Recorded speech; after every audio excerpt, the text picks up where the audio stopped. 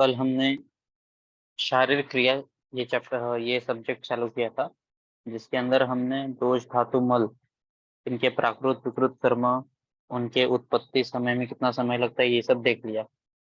हम उनकी मात्रा के बारे में देख रहे थे कि धातुओं का प्रमाण कितना होता है। तो सुश्रुत ने कहा है दोष धातु मरणाम तु परिमाणम न विद्यते। क्यों? क्योंकि उन्होंने अलग अलग अवस्था के हिसाब से ऐसा माना हुआ है कि बाल्यावस्था में कफ दोष तो एक ही है ना, लेकिन बाल्यावस्था में वो ज्यादा मात्रा में रहता है, युवावस्था में कम होता है, और बाल्यावस्था में वृद्धावस्था में उससे भी कम होता है। तो इसीलिए उन्हें परिमाणम न विद्यते ऐसा कहा है।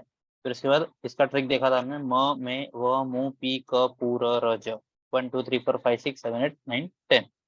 उसके बाद ये ओज, मस्तिष्क और रेतस, इनका मात्रा एक प्रसृत है, उसको ही अर्धांजलि बोलते हैं।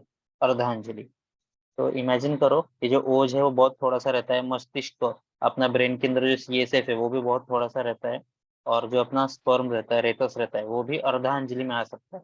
तो इमेजिन करके इसको याद रखो। नेक्स्ट है स्तन्य, तो स्तन ये दो रहते हैं तो 2 अंजलि, और रज ये 4 अंजलि। कैसे? तो आजकल जो फीमेल को मेंस्ट्रुअल साइकिल होता है वो 4 दिन ब्लीडिंग होता है, तो वैसे 4 अंजलि ऐसे रिलेट कर लेना। ठीक है। नेक्स्ट, अब ये वाला जो है इसके अंदर भी बहुत सारे क्वेश्चंस आ सकते हैं कि धातु, उसकी निरुक्ति, उसके पर्याय के बारे में आ सकता है। हम लोग के टाइम पे ये है ना आहार तेज, वो पर्याय किसका आया है, कौन से धातु का, ऐसा क्वेश्चन आया था, तो वो रस धातु का है। फिर इसका स्वरूप, स्थान, कार्य, सारता। आवाज आ रहा है ना? Yes sir.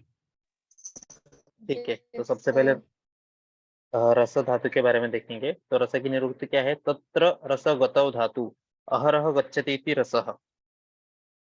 तो अहरह मतलब हर समय जो शरीर का धारण पोषण करते रहता है उसको रस बोलते हैं। पर्याय क्या है? सोम है, आहार तेज है, परम सूक्ष्म, आहार तेज, ये सब रस के लिए आया है। ऑल ऑफ दिस ऑप्शन रहेगा तो ये सब देखो। सुश्रुत में कहा है ये आहार तेज किसको बोला है? रस धातु को बोला है। स्वरूप कैसा है उसका? श्लेष्म के जैसा है।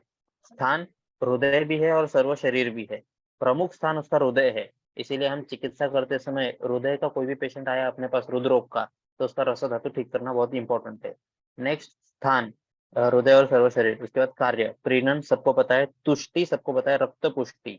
तो हर कार्य के हर एक धातु में अगले धातु का पोषण करना, ये उसका कार्य है, ये अच्छे से ध्यान रखो। रस का काम रक्त पुष्टि है, रक्त का काम मांस पुष्टि है, मांस का काम मेद पुष्टि है, ऐसे याद रखो। फिर सारता, सारता कैसे देखते हैं, इसके ऊपर से कोई भी एक क्वेश्चन आ जाएगा। सुप्रसन्न रहता है, मृदु त्वकरोम रहता है, सुख, सौभाग्य, ऐश्वर्य संपन्न। तो ऐश्वर्य संपन्न इसको याद रखना है, सौभाग्य को याद रखना है अलग से, बाकी सब सिंपल है।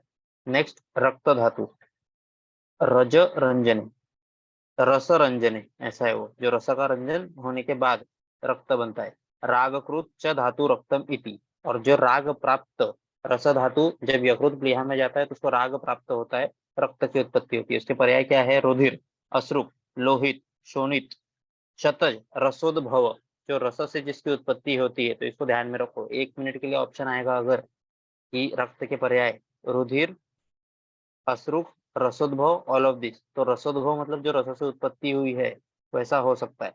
फिर स्वरूप क्या है उसका, ये तो अच्छे से याद करना है। विसृता, द्रवता, रागा, स्पंदनम, लघुता, यथा। इसमें पांचभौतिकत्व जो है रक्त का उसके बारे में बताया। पृथ्वी की वजह से उसमें विस्र गंध रहता है, आग की वजह से द्रवता रहता है, तेज की वजह से आरक्त वर्णता, वायु की वजह से स्पंदन, और आकाश की वजह से लघुता। उसका स्थान भी रक्तधरा, कला, यकृत, प्लीहा है। कार्य क्या है उसका? वर्ण प्रसादन, जीवन, स्पर्श ज्ञान, मांस पुष्टि, अगले धातु का पोषण। ठीक है। तो उसका सारता कैसे देखते हैं हम लोग? स्निग्ध, कर्ण, मुख, जिह्वा, ओष्ठ, मेधा, मनसित्व, क्लेश असहिष्णुत्व। इसको अच्छे से याद रखो, क्लेश असहिष्णुत्व रहते हैं, और उष्ण असहिष्णुत्व दोनों रक्त सार में रहता है। तो नेक्स्ट, मांस, उसके पर्याय क्या क्या है? पिशित, तरल, पलल, क्रव्य, आमिष। अच्छे से याद कर लो इसको। पार्थिव रहता है उसका स्वरूप। मसल जब हम देखते हैं जिम वाले पर्सन को, लेफ्ट में देखो एक मसल का ये बना है हमने माउंट, तो वो सिर्फ कड़क रहता है एकदम, तो माउंट है उसके अंदर, तो पार्थिव है खाली वो। स्थान क्या है उसका? स्नायु, त्वच और मांसधारक कला। उसका काम क्या है? शरीर लेपन करना और मेद, अगले की पुष्टि करना, अगले धातु की, तो मेद पुष्टि। और उसका सारता कैसे देखेंगे? अच्छिद्र गात्र, गूढ़ संधि, इसको याद रखो अच्छे से, गूढ़ संधि अस्थि सार में तुम लोग इसको समझ सकते हो, पर वो माउंस में आया है। गूढ़ संधि क्षमा, तो एक ऐसे पर्सन को इमेजिन करो जिसकी बॉडी बहुत है, बॉडी बिल्डर है, उसकी सब संधियां गूढ़ है, लेकिन वो क्षमा है, सबको माफ करता है। ऐसे बॉडी है तो किसको भी मारूंगा ऐसा नहीं दिखाता है। तो उस पर सब डाल दो, पर्सोनिफिकेशन वाला जो ट्रिक था। अपने क्लास में कोई भी एक बॉडी बिल्डर है, उसका मांसाहार था, उसकी संधि सब गुड़ है, अलौल्य, उसको लालच नहीं रहता है मैं नॉनवेज खाऊंगा, ये सब नहीं रहता है। धैर्य, हर चीज में ये रखता है, धैर्य रखता है, क्षमा करता है सबको। नेक्स्ट है मेद। इसके बाजू वाला फोटो देखो, पृथ्वी और जल महाभूत प्रधान रहता है, पृथ्वी तो रहता है ये, साथ में थोड़ा सा जल आ जाता है, इसलिए शिथिलता आ जाती है मेद में मांस से। मेद्यति स्नेहयति अनैनिति मेद, जिसमें स्नेह थोड़ा सा रहता है उसको मेद कहते हैं। वो माउंस का तेज है, पिछले धातु का तेज, पिछले धातु से उद्भव और अगले धातु की पुष्टि करने वाला। अस्थिकृत गौतम, ये अलग से क्वेश्चन आए थे कि गौतम ये किसको बोलते हैं, मेद को। भरद्वाज अस्थि को। स्वरूप क्या है उसका मेद का, पृथ्वी प्लस आप। स्थान वृक्को वपाहनम और मेदोधरा कला। कार्य क्या है उसका, स्नेहन करना, स्वेद निर्मिति और दृढ़ता और अस्थि पुष्टि। फिर उसके बाद सारता में क्या देखेंगे, बृहद शरीर, अच्छिद्र गात्र, गात्र मतलब भी शरीर, और बृहद शरीर मेद में है। फिर उसके बाद आयास, असहिष्णुत्व, आयास उसको एग्जाम एक्सरसाइज वगैरह जमता नहीं, ज्यादा सहन नहीं होता है, सुकुमार उपचार का। फिर उसके बाद अस्थि धातु, उसके अंदर अपने को अस्थि पता है, पार्थिव तो रहेगा ही, और बीच में मज्जा पोरस रहता है वो थोड़ा सा, तो वायु है। भरद्वाज अस्थि को रिलेट करते हैं। स्वरूप पृथ्वी प्लस वायु। और उसके स्थान क्या है उसका, मेद जगनम अस्थिधरा कला। कार्य शरीर का धारण करना, मज्जा का पुष्टि करना। और इसके सारता में महाशरीर, तो देखो यहाँ पे दो तीन चीज सिमिलर आई है, मांस में, मेद में, अस्थि में। मांस में क्या है, अच्छिद्र गात्र, मेद के अंदर बृहत शरीर, बृहत मतलब शरीर बड़ा है, जिसमें फैट ज्यादा रहता है वो से बड़े दिखते हैं। और अस्थि के अंदर महाशरीर, महास्कंध, महोत्साह, हमेशा उत्साही रहता है वो, क्रियावंत। ठीक है। नेक्स्ट, मज्जा धातु। मज्जा धातु का पर्याय क्या है, अस्थि का स्नेह और सार, या अस्थि का सार और विमज्जन। स्वरूप स्निग्ध है, पिच्छिल। स्थान क्या है, स्थूल अस्थियों में रहता है मज्जा और संधियों में रहता है। कार्य क्या है, अस्थि का पूर्ण करना, शरीर को बल देना, शरीर को दृढ़ता देना, ये मेद का काम है, और शरीर को बल देना, ये मज्जा और शुक्र का काम है। और शुक्र पुष्टि। सारता, उसका सारता कैसे देखेंगे हम, स्थूल दीर्घ वृत्त संधि, इसके संधि जो है वो स्थूल दीर्घ वृत्त ये सब रहेगा। और संधि के बारे में किसने बोला था, गूढ़ संधि माउंस के बारे में बोला था। तो ये जो ऐसे सिमिलर है इसको अच्छे से ध्यान से देखो। स्थूल दीर्घ वृत्त संधि ये मज्जा सारता में है, और गूढ़ संधि अच्छे बड़े बड़े संधि ये माउंस सारता में है। मृदु अंग, बलवान, बलवान, अभी बलवान अगर आ गया तो हमको लगेगा कि वो मांस वाला या अस्थि वाला हो सकता है, लेकिन वो मज्जा में आया। महानेत्र, नेत्र का संबंध हमेशा मज्जा से आता है, तो महानेत्र मज्जा। गंभीर स्वर और अपत्य समान भाज। फिर शुक्र शोचति शुच्यते, इसकी निरुक्ति है, पर्याय क्या है, रेत बीज वीर्य शुक्ल। स्वरूप उसका सौम्य है, स्थान सर्व शरीर में रहता है शुक्र। वृषण शेष शुक्रधरा कला। कार्य क्या है, गर्भोत्पादन, धैर्य, प्रीति, देह बलदायक, हर्ष और च्यवन। देह बलदायक, इसको अच्छे से ध्यान रखो, शरीर बलदायक देह बलदायक दोनों मज्जा और शुक्र का काम है। सारता में क्या है, श्वेत अस्थि, दंत नख महास्थिज, प्रहर्ष बहुल और शीर पूर्ण लोचन। ये एक अच्छे से याद रखो। सौभाग्य किसमें था, रस सारता में था। ऐश्वर्य संपन्न किसमें था, रस सारता में था। और शीर पूर्ण लोचन ये किसमें था, इसमें शुक्र सारता में। नेक्स्ट, अभी शुद्ध रक्त के लक्षण के बारे में बताया है।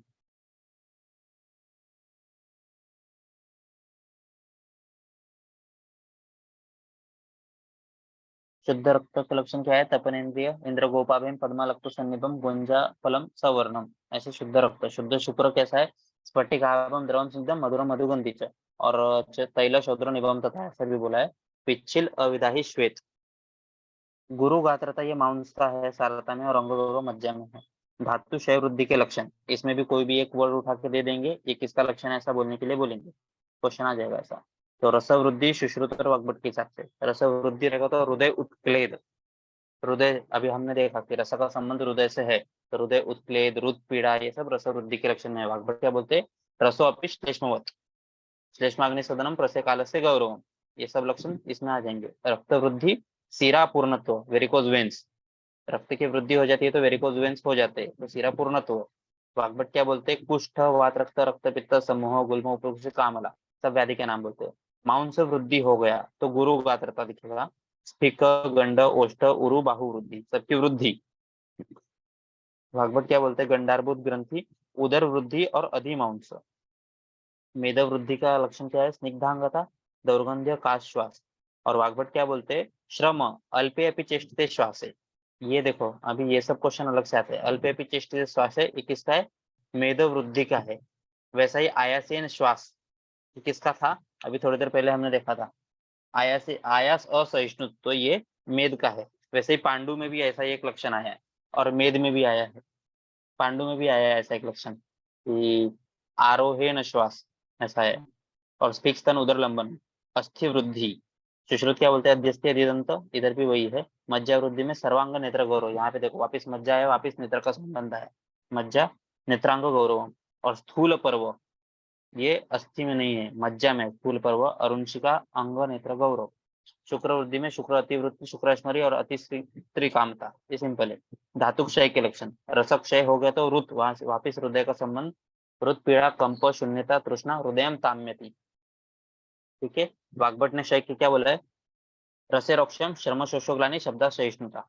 रक्त क्षय, अम्ल, शिशिर, प्रीति और शिरा शैथिल्य। अभी यहाँ पे देखो, रक्त क्षय मतलब रक्त क्षय और मांस क्षय दोनों में क्या है? रक्त क्षय में शिरा शैथिल्य है और मांस क्षय में धमनी शैथिल्य है। तो अच्छे से इसको याद रखो। रक्त क्षय का वाग्भट ने क्या बोला? अम्ल, शिशिर, प्रीति, शिरा शैथिल्य, रुक्षता। मांस क्षय में गात्र शुष्कता, धमनी शैथिल्य। अक्ष ग्लानि, ये बहुत ज्यादा इंपॉर्टेंट है। अक्ष मतलब इंद्रिय। इंद्रिय की ग्लानि आ जाएगी तब हमको या तो मज्जा या तो रस से हम उसको रिलेशन कर सकते, लेकिन वो मांस के अंदर आया। अक्षग्लानि, मांस। गंडस्फिक, शुक्षता, संधि वेदना। संधि वेदना ये अलग से है। अभी संधि के बारे में भी 2-3 सिम्टम आएंगे, वो भी देखते हैं आगे आगे। मेदोक्षय, मेदक्षय हुआ तो प्लीहा वृद्धि, संधि शून्यता। देखो वापस आ गया संधि शून्यता, तो इसको सब एक पेज पे अलग से लिखना है कि संधि वेदना किसमें है? मांसक्षय में है। संधि शून्यता किसमें है? मेदक्षय में है। संधि वेदना मांसक्षय में है। वाग्भट क्या बोलते हैं? मेदक्षय का लक्षण कटी, स्वाप और कुशांगता। ठीक है। और मेदुर मांस प्रार्थना। फिर उसके बाद अस्थिक्षय। अस्थिक्षय में क्या है? अस्थिशूल, संधिशूल नहीं आया, अस्थिशूल आया है। संधिशूल जब जहां पे रहेगा वो अलग चीज है। संधि वेदना मांसक्षय के अंदर है, अस्थिशूल अस्थिशय के अंदर है। अस्थितोद, दंतनेश, दंत, नख, केश, सदनम। मज्जाक्षय का लक्षण क्या है? अल्प शुक्रता, पर्व भेद, अस्थि शून्यता। ठीक है। संधि शून्यता किसका था? मेदक्षय का। अस्थि शून्यता किसका है? मज्जाक्षय का। तो ये जो है छोटी छोटी चीजें यहाँ पे कंफ्यूजन का, इसको अलग से लिख के रखो। अस्थितोद, अस्थिशूल अस्थिक्षय में भी था, अस्थितोद मज्जाक्षय में भी है। और अस्थि सौशीर्य, ब्रह्म तिमिर दर्शन। शुक्रक्षय, शुक्रक्षय हो गया तो मेड्र वृषण वेदना, मैथुन अशक्ति, चिर प्रसिक। सशोनिक शुक्र, तोद, मेड्र, धूमायनम। ये सब सिंपल है। ध्यान कहाँ पे रखना है? अस्थि तोद कहाँ पे है, अस्थि शूल कहाँ पे है, संधि वेदना कहाँ पे है, और संधि शून्यता कहाँ पे है। संधि शून्यता मेदक्षय में, संधि वेदना मांसक्षय में, और अस्थि शूल अस्थि वेदना ये सब मज्जा और अस्थिशय में। नेक्स्ट ओज। ये देखो लेफ्ट साइड में जो लिखा है वो बहुत ज्यादा इंपॉर्टेंट है। ओज को मतमतांतर क्या है ओज से रिलेटेड? प्राकृत से बलम श्लेष्मा। श्लेष्मा जो है, प्राकृत श्लेष्मा को ही ओज बोला है चरक ने। चक्रपाणी ने क्या बोला है? 8वां धातु बोला है ओज को। अष्टांगहृदय ने शुक्र का मल बोला है। शारंगधर ने शुक्र का उपधातु बोला है। भाव प्रकाश ने सब धातुओं का स्नेह, जैसे शीर के अंदर घृत रहता है वैसे सब धातुओं में ओज रहता है, ऐसे भाव प्रकाश बोलते हैं। और डल्हन ने जीव शोणित को ओज बोला है। चरक ने क्या बोला है? प्राकृत श्लेष्मा कफ को ही ओज बोला है। चक्रपाणी 8वां धातु बोला है। अष्टांग हृदय शुक्र का मल, ऐसा उसको बोलते हैं। शारंगधर ने शुक्र का उपधातु, ये इतने याद रखो ज्यादा। फिर इसके बाद ओज, प्रथमम जायते ही ओज, ऐसा चरक ने बोला है कि सबसे पहले ओज की उत्पत्ति होती है गर्भ में। फिर इसके बाद रसादी नाम शुक्रांत नाम धातु नाम परम श्रुतम, ऐसा सुश्रुत बोलते हैं। तदेव बलम उच्यते, उसको भी बल बोलते हैं। व्याख्या क्या है? ओजस्तु तेजो धातु नाम शुक्रांता नाम परम श्रुतम। पर्याय क्या है? धारी, बल, श्लेष्मा, शुक्र का मल, तेज, सार्व, सार, सर्वधातु स्नेह। ठीक है, ओज के प्रकार कितने? दो है, पराओज अपरोज। पर मतलब अच्छा, अच्छा कहाँ पे रहेगा? हृदय में रहेगा। अपरोज पूरे बॉडी में रहेगा। जो अच्छा है हृदय में कितना रहेगा? 8 बिंदु खाली। और जो अपरोज है वो एक प्रसृत। अरुण दत्त क्या बोलते हैं? परोज की मात्रा 6 बिंदु। अच्छे से याद रखो। अपरोज की मात्रा काश्यप श्लेष्म प्रमाण, श्लेष्म जितना है उतना ही। पीजी का क्वेश्चन कि काश्यप अनुसार अपर ओज की मात्रा। पहला ऑप्शन ए श्लेष्म प्रमाण, बी ऑप्शन 6 अंजलि, C option A and B, D कुछ तो और रहेगा। तो इसमें श्लेष्म प्रमाण दैट इज 6 अंजलि। अच्छे से याद रखो। फिर वर्णन, चरक क्या बोलते हैं? हृदयस्थ ओज के ईशत पीत और रक्त वर्ण रहता है, सर्पी वर्ण भी रहता है, मधुरस लाजगंधी ये गर्भस्थ ओज के ऐसे वर्णन करते हैं। वाग्भट क्या बोलते हैं कि डैश डैश ये किसके लिए बोला है? यस्मिन नाशे नियतम नाशु यस्मिन तिष्ठति तिष्ठति, ये जब तक है तब तक मनुष्य जीवित है, इसका नाश हुआ तो मनुष्य का नाश होगा। किसके लिए बोला? ये ओज के लिए बोला है। फिर इसके बाद सहस्त्राध्यात्म सुवर्णवत, जब सुवर्ण को हम बहुत ज्यादा रेड हॉट करते हैं तो जो वर्ण होता है उसका वही ओज का वर्ण है, ऐसा बोलते हैं डल। फिर नेक्स्ट, ओज की वृद्धि में देह तुष्टि पुष्टि बलवर्धनम। ओज की वृद्धि हुई तो अच्छा अच्छा दिखेगा ना सब, देह का तुष्टि होगा, पुष्टि होगा, बलवर्धन होगा।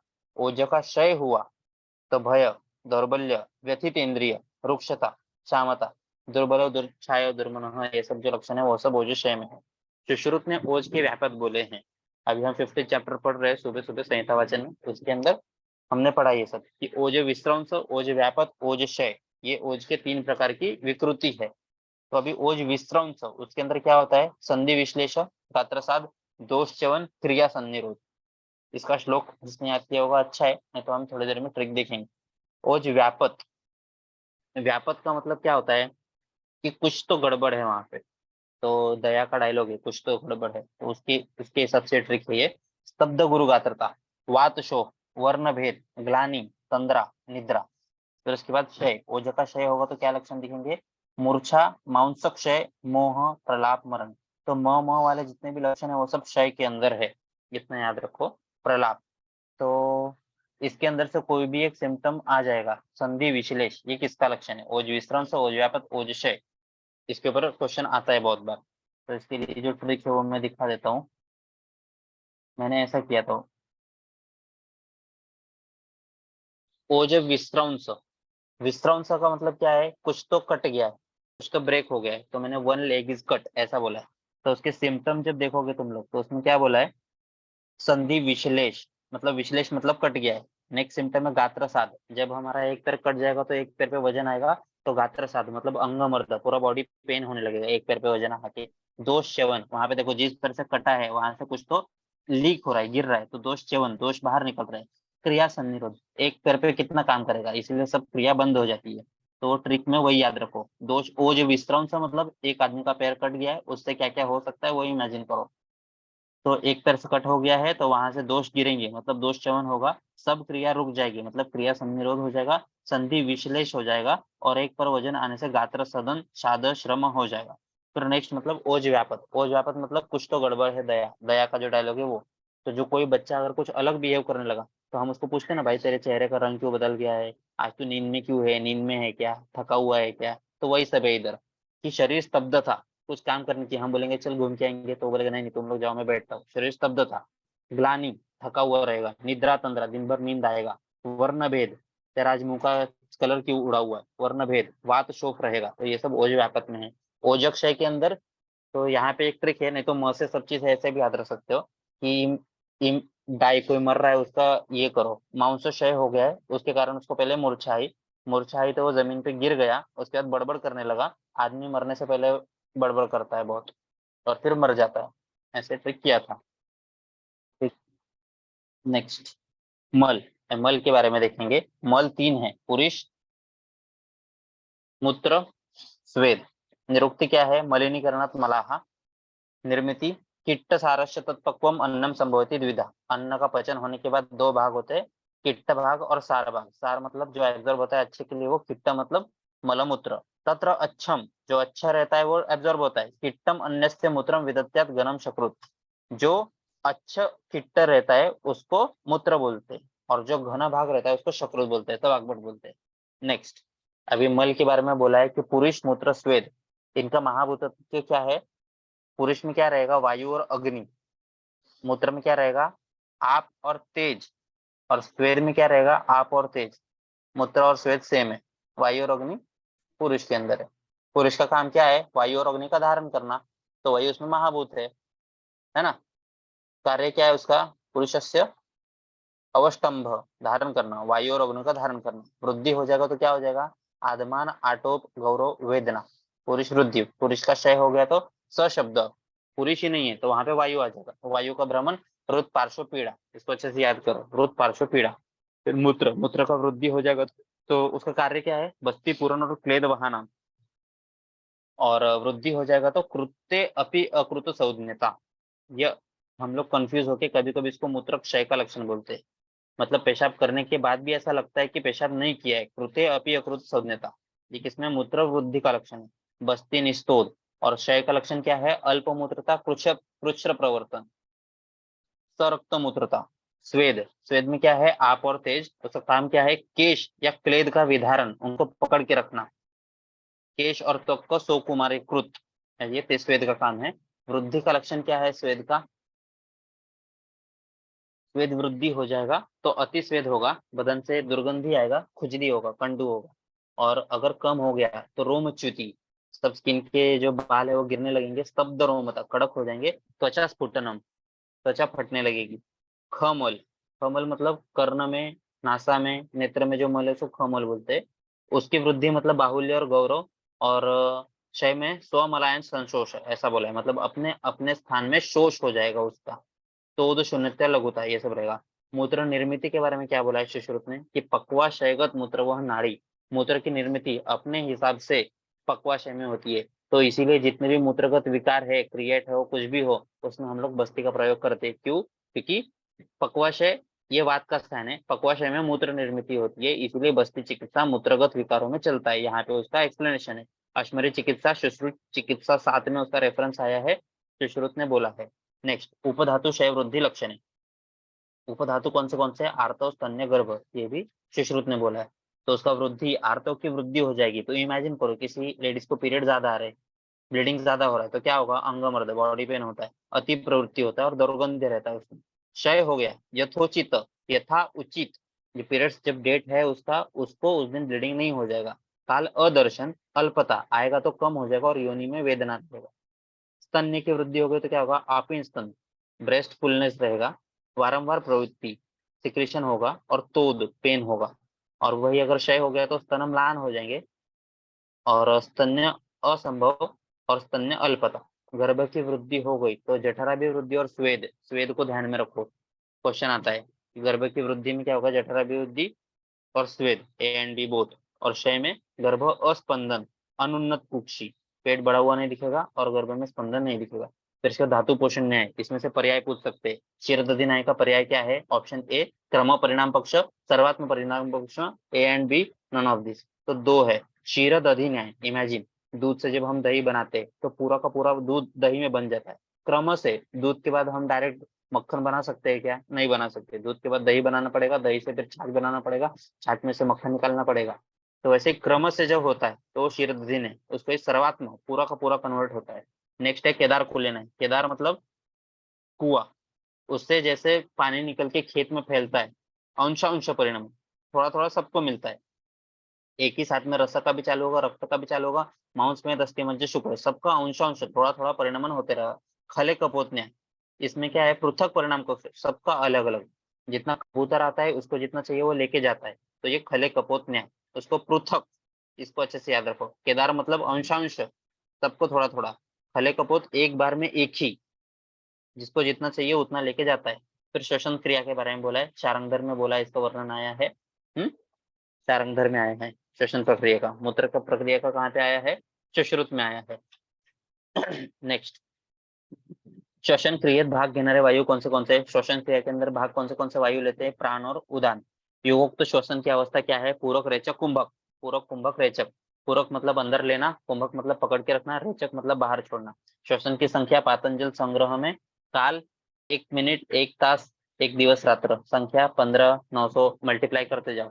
इंटू 60 और दिवस रात्र में कितने घंटे होंगे 24, तो 900 इंटू 24।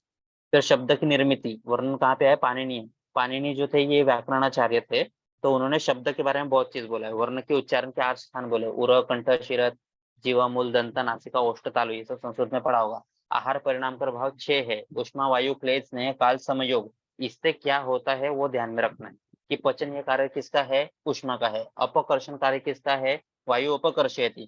क्लेदम शिथिल्य जनयति, स्नेह मार्दव जनयति, कालम पर्याप्तिम अभिनिवर्तयति, सम्यक परिणाम धातुकर्म साम्य करती। तो उष्मा से पचन होगा, वायु से अपकर्षण होगा, क्लेद से शिथिलता आएगा, और स्नेह से मार्दवता आएगा। तो ये दोनों में कंफ्यूजन होता है, शिथिलता और मार्दवता, इनमें कंफ्यूजन होता है। किसका काम क्या है, क्लेद, अपने को पता है कि दही शरीर में क्लेद बढ़ाता है और उससे सब धातुओं में बॉडी में शिथिलता आती है। स्नेह मार्दव लाता है। काल से पर्याप्तम अभिनिवर्तति, काल में अपने आप डाइजेशन हो जाता है। और समयोग, ये सब अगर समयोग में रहेंगे तो परिणाम धातु साम्य कर, सब धातुओं का परिणाम साम्य रहेगा। फिर आहार विधि विशेष आयतन 8 है। प्रकृति, स्वभाव, करण मतलब जो हम संस्कार करते हैं वो सब, संयोग मतलब सबका मिलन, राशि मतलब सर्वग्रह परिग्रह, राशि मतलब मात्रा। तो अभी इसमें पीजी का क्वेश्चन आता है, बाजू में जो ब्लैक पेन से लिखा है, सर्वस्त्य ग्रह सर्वग्रह, सर्वतश्च ग्रह परिग्रह, मतलब पूरे खाने का एक साथ मात्रा लिया तो वो सर्वग्रह है। और खाने में रोटी इतना, चावल इतना, दाल इतना, वो है परिग्रह। सर्वतश्च, ईच की मात्रा, उसको सर्वतश्च, तो पढ़ते समय ध्यान में पढ़ना, सर्वस्य ग्रह सर्वग्रह, सर्वतश्च ग्रह परिग्रह। फिर देश, स्थान, तो शारीर देश और जहाँ पे उत्पत्ति होती है वो होता है काल, नित्य और आवश्यक भेद से दो होते हैं। उपयोग संस्था मतलब जो ये सब नियम पालन करने वाला है, उपयोग के नियम क्या क्या है वो सब, और उपयोक्ता मतलब जो ये सब फॉलो करने वाला है वो सब। शरीर वृद्धि कर भाव 4 है, बल वृद्धि कर भाव 12 है। तो दोनों में कॉमन क्या है, काल योग और स्वभाव संसिद्धि। ऐसा क्वेश्चन आता है कि काल योग ये क्या है, ऑप्शन रहेगा शरीर वृद्धि कर भाव, बी ऑप्शन रहेगा बल वृद्धि कर भाव, सी रहेगा ए एंड बी, तो वो बोथ है। ये क्या है वो सब याद कर लो। फिर नेक्स्ट अग्नि, अग्नि के 4 भेद है, तीक्ष्ण अग्नि, मंदाग्नि, समअग्नि, विषम अग्नि। ये हमने प्रकृति के हिसाब से देख लिया। निद्रा का वर्णन चरक सूत्र 21 अष्टौ निंदितीय में कहा गया है। क्या बोला है परिभाषा, यथा तु मनसि कांते कर्मात् मनः क्लमान्विता विषयेभ्यो निवर्तन्ते तथा सपति मानव। जब वो मन क्लांत हो जाता है, थक जाता है, अपने कर्म आत्मा से वो छूट जाता है, तब विषय में उसका निवर्तनते, सब विषय से उसका संबंध टूट जाता है और तब मनुष्य सो जाता है। उसका लाभ हानि क्या है, निद्रा यत्तम सुखम दुष्टम पुष्टिकाश बलाबलम रुष्टा क्लेबता ज्ञानम अज्ञानम जीवितम न च। तो अभी इसमें से पीजे का क्वेश्चन आ जाएगा कि निद्रा का फायदा कौन सा नहीं है। ऑप्शन ए सुखम दुखम, ऑप्शन बी पुष्टिकार्ष, ऑप्शन सी वृषता क्लीबता, ऑप्शन डी कुछ भी एक आ जाएगा। तो जो नहीं है ये सबको याद रख लो। ज्ञानम अज्ञानम जीवितम न च, जीना मरना ये भी इससे लाभ हानि में आया है।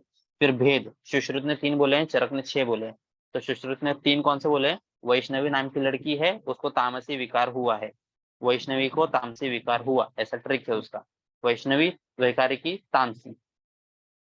ठीक है। फिर उसके बाद चरक ने कौन बोले, तमो भव श्लेष्म समुद्भव मन शरीर संभव आगंतुकी व्याधि वर्तनी रात्रि स्वभाव प्रभाव। इसमें से प्राकृत कौन सा है, भूत दात्री निद्रा किसको बोलते हैं, तो रात्रि स्वभाव प्रभाव, ऐसा पीजी का क्वेश्चन। भूत दात्री निद्रा, रात्रि स्वभाव जो है उसको बोलते हैं, बाकी सब वैकारिकी है। फिर उसके बाद स्वप्न के भेद, सपने 7 टाइप के होते हैं, दृष्ट श्रुत अनुभूत, इसको ऐसे याद रखना है, कंटिन्यू बोलना है, दृष्ट श्रुत अनुभूत प्रार्थित कल्पित भाविक दोष, दृष्ट श्रुत अनुभूत, दृष्ट श्रुत अनुभूत प्रार्थित कल्पित भाविक दोष। यहाँ पे हमारा फिजियोलॉजी खत्म हो गया, शारीरिक क्रिया खत्म हो गया। किसी को कुछ क्वेश्चन डाउट्स?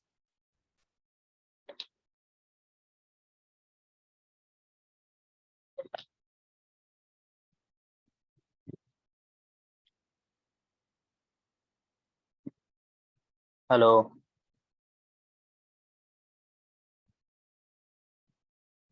Yes sir. किसी को कुछ डाउट है? खत्म हो गया।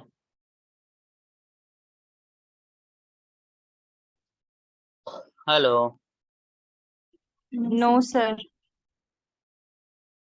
कुछ पूछना है? हाँ, मूत्र की निर्मिति सुश्रुत निदान में आया है। अश्मरी चिकित्सा, अश्मरी में आया है, अश्मरी के निदान में। अश्मरे चिकित्सा निदान की दत्ता।